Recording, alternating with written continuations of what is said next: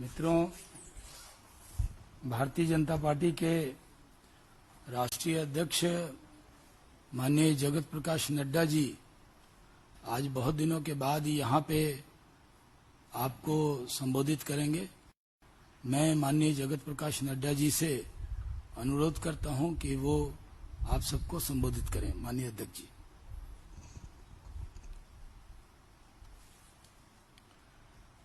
मित्रों नमस्कार। आज मैं देश के सामने जो गंभीर कुछ प्रश्न हैं जिनके बारे में देश जानकारी लेना चाहता है, उन प्रश्नों को आज मैं आपके सामने रख रहा हूं। अभी कोविड के संक्रमण काल में और चाइना सिचुएशन पर कई किस्म के प्रश्न आए और कई किस्म की चर्चाएं हुई हैं। सबसे पहले तो मैं सोनिया जी को ये कहना चाहता हूं कि under the garb of Chinese crisis and about the COVID-19, one should not shy to answer the questions which the nation wants to know. ये कोविड के कारण या चाइना की जो सिचुएशन है उसके कारण मूल प्रश्नों से बचने का प्रयास सोनिया जी न करें, क्योंकि भारत की बहादुर फौज सक्षम है देश की रक्षा करने में, देश की सरहदों की रक्षा करने में, और प्रधानमंत्री श्री नरेंद्र मोदी जी के नेतृत्व में देश सुरक्षित भी है, मजबूत भी है और देश के जांबाज हमारे आर्मी के लोग देश की रक्षा करने में सक्षम हैं। उसकी संप्रभुता से लेकर और बॉर्डर्स की रक्षा करने में our army people are capable. The same way, as far as COVID-19 is concerned, under the dynamic leadership of Prime Minister Modi, India has fought COVID-19 in the best possible manner, and we can say that the Corona warriors, the doctors, the paramedics, the staff nurse, the people involved in sanitation, and also the police officials have played a tremendous good role which should be applauded by one and all. तो इसलिए सोनिया जी को इनकी चिंता करने की जरूरत नहीं है। इनकी प्रधानमंत्री जी के नेतृत्व में देश इन सारे विषयों के बारे में सुरक्षित भी है और सक्षम भी है लड़ने के लिए। लेकिन हम गांधी परिवार से उनके किए गए कर्मों के बारे में, the sins, the deeds which they have done during the governance, the people of India, 1.3 billion people of India want to know about it. 130 crore का देश जानना चाहता है कि आपने सत्ता में रहते हुए क्या क्या काम किया और किस तरीके से आपने देश के विश्वास के साथ विश्वासघात किया है, उसकी जानकारी लेना चाहता है। मैंने कुछ दिन पहले, 2 दिन पहले ट्वीट करके राहुल गांधी फाउंडेशन के विषय पर प्रश्न उठाए थे। आरजीएफ पर मैंने प्रश्न उठाए थे। आज पी चिदम्बरम साहब बोलते हैं कि प्रिजम्पटिव ऑफर है हमारा, और वो प्रिजम्पटिव ऑफर ये है कि राजीव गांधी फाउंडेशन वो पैसा वापस लौटा देगा। सबसे पहली बात तो यह है कि अगर पूर्व वित्त मंत्री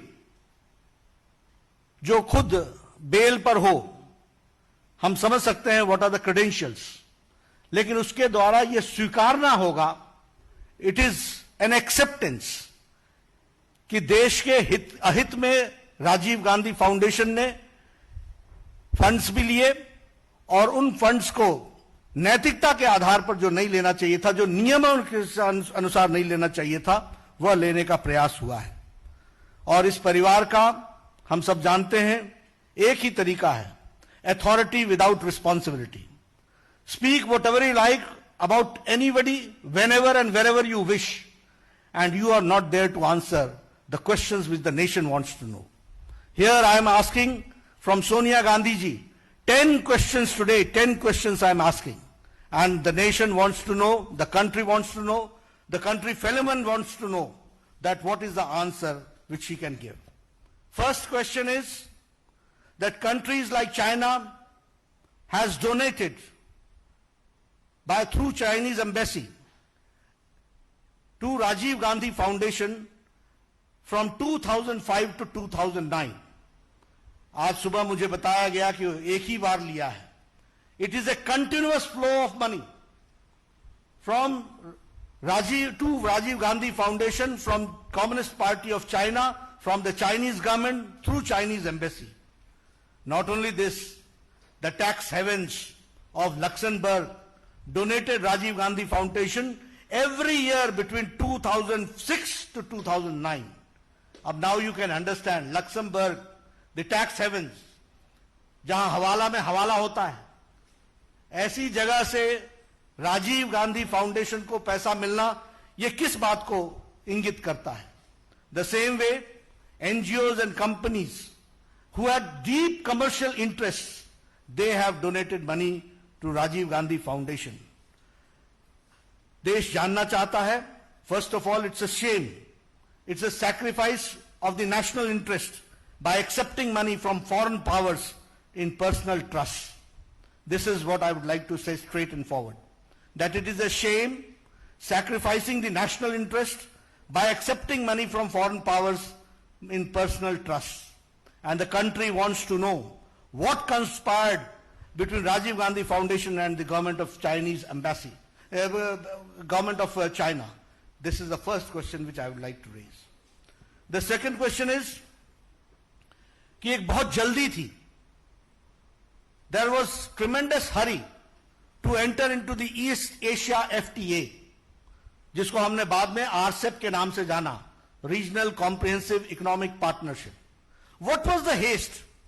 What made Kamal Nath to commit that yes, we will be part of this East Asia FTA, in which China was also there?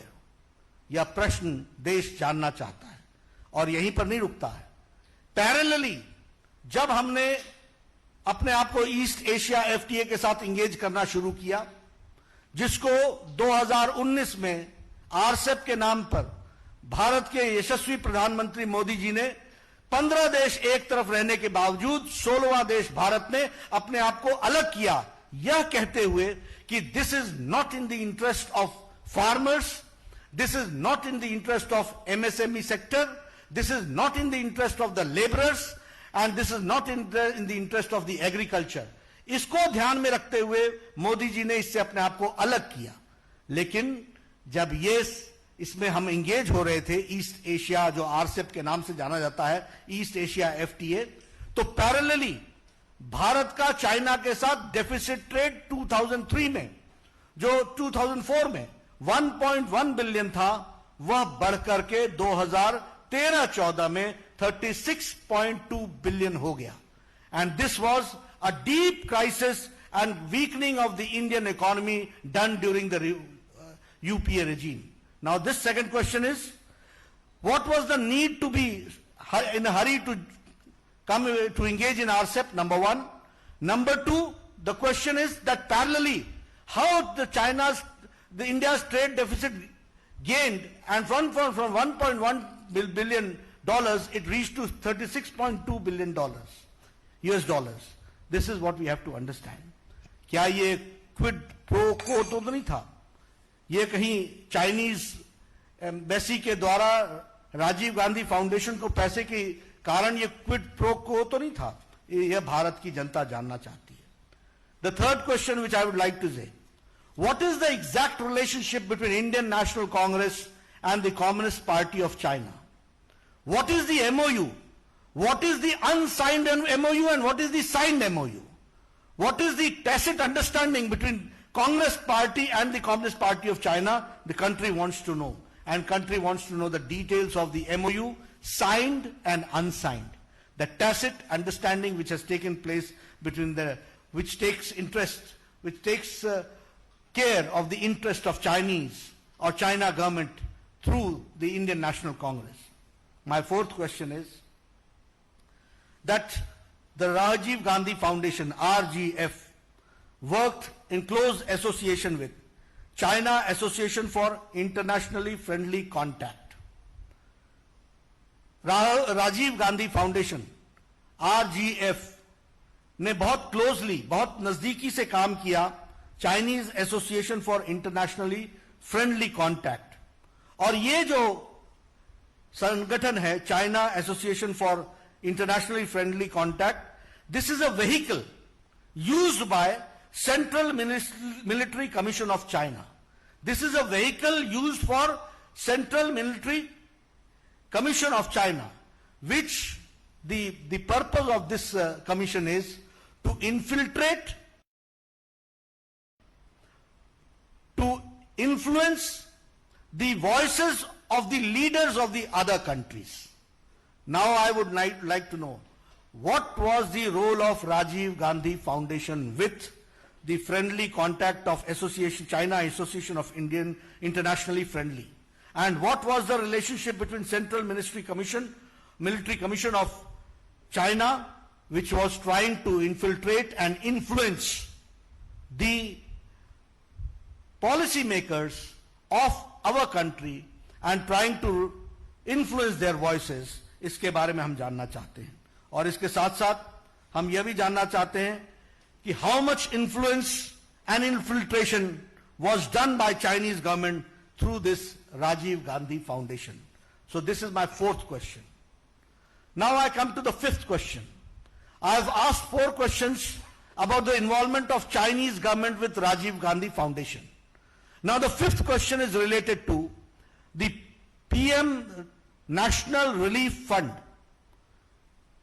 The country would like to know कि प्रधानमंत्री नेशनल रिलीफ फंड जो लोगों की सेवा करने के लिए है, जो लोगों के हार्ड अर्न मनी है, जो लोगों की राहत पहुंचाने के लिए है, जो प्रधानमंत्री के माध्यम से जनता जनार्दन की सेवा के लिए है, उसमें से 2005 से लेकर 2008 तक राजीव गांधी फाउंडेशन को पैसा क्यों गया?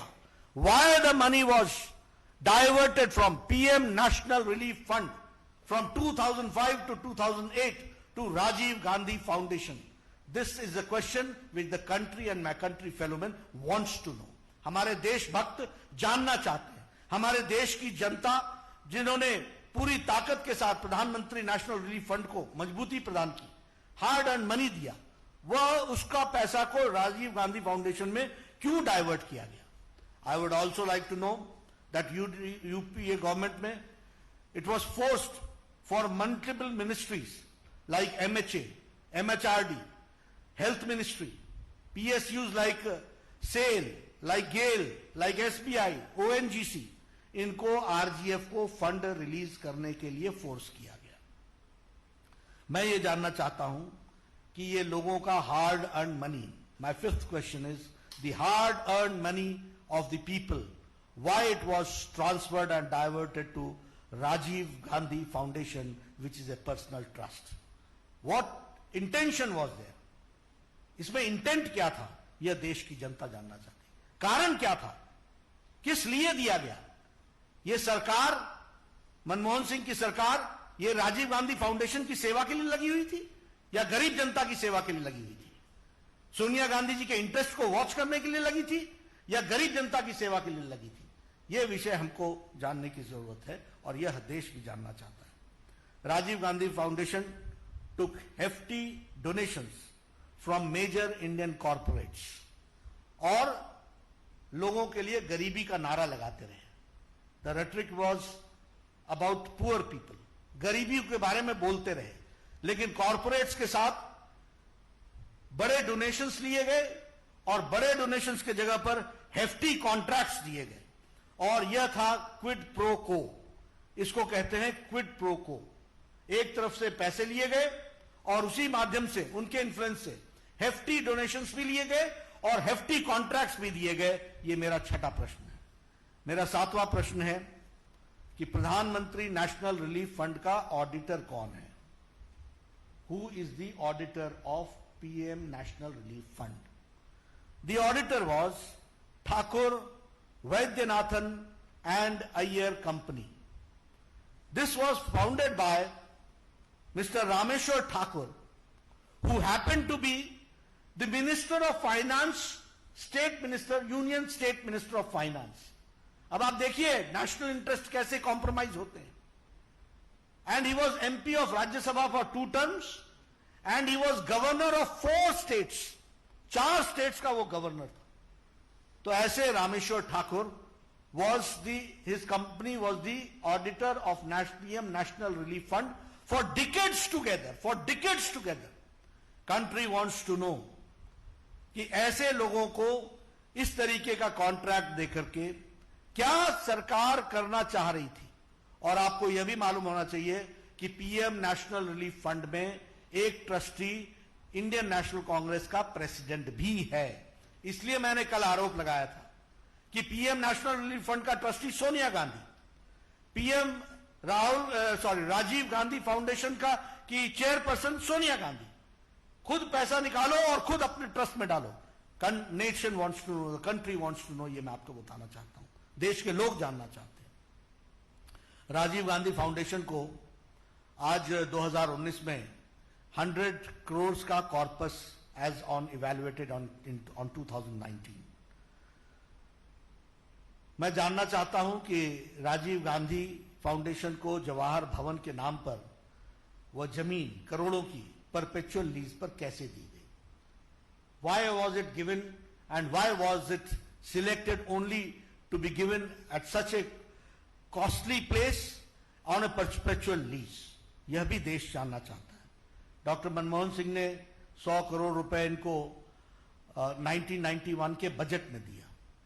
उसके बाद कंटिन्यूअस मिनिस्ट्रीज ने, वेरियस मिनिस्ट्रीज ने इनकी फंडिंग की, पीएसयूज ने फंडिंग की। But now the people of India wants to know that why the accounts of Rajiv Gandhi Foundation refused for the CAG auditing. क्यों auditing नहीं हुई? Why it was refused? Why RTI was not applicable in Rajiv Gandhi Foundation? ये इनके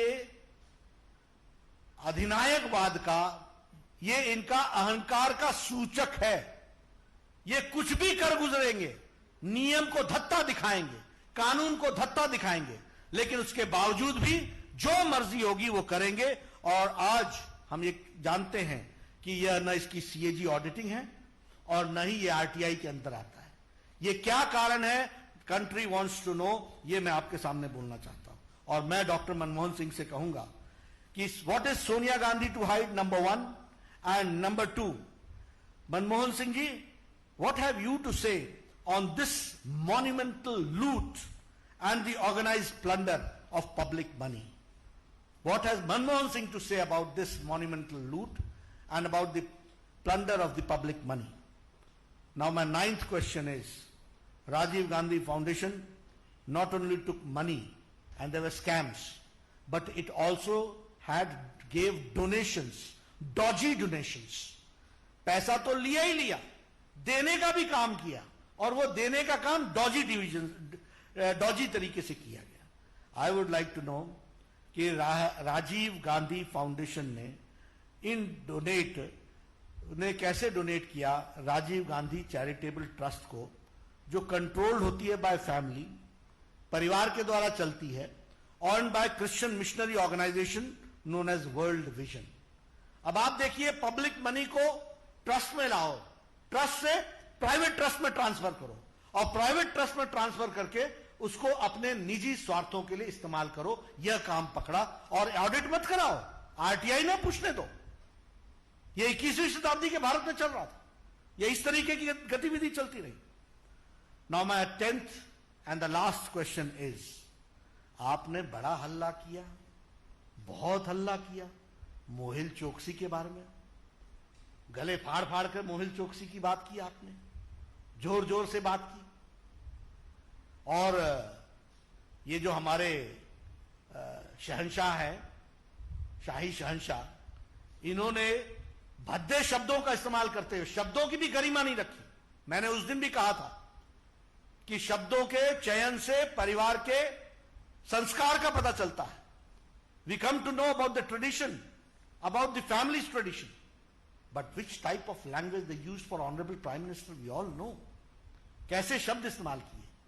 लेकिन मैं यहां, मेरा अंतिम प्रश्न 10वां प्रश्न है कि मोहिल चौकसी से आपने राजीव गांधी फाउंडेशन में पैसा क्यों लिया, और आपने मोहिल चौकसी को लोन क्यों दिया, और यह सब करने के बाद बदनाम करने के लिए हमारे यशस्वी प्रधानमंत्री पर आरोप लगाते हो।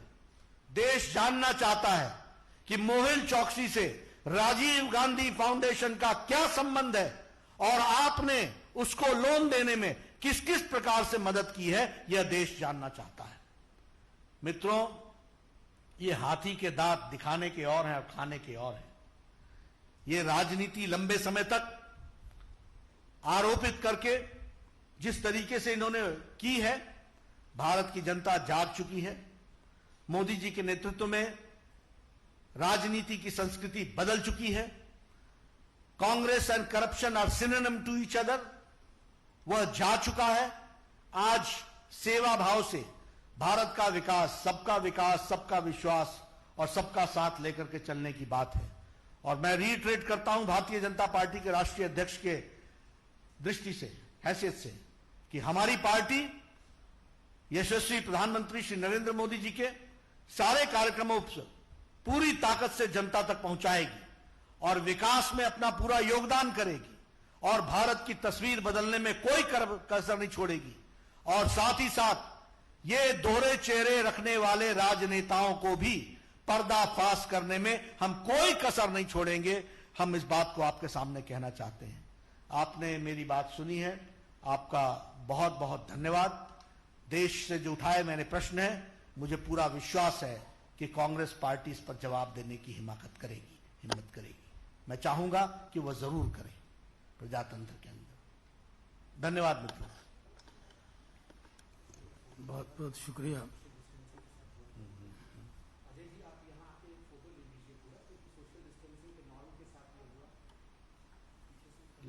जल्दी से आगे।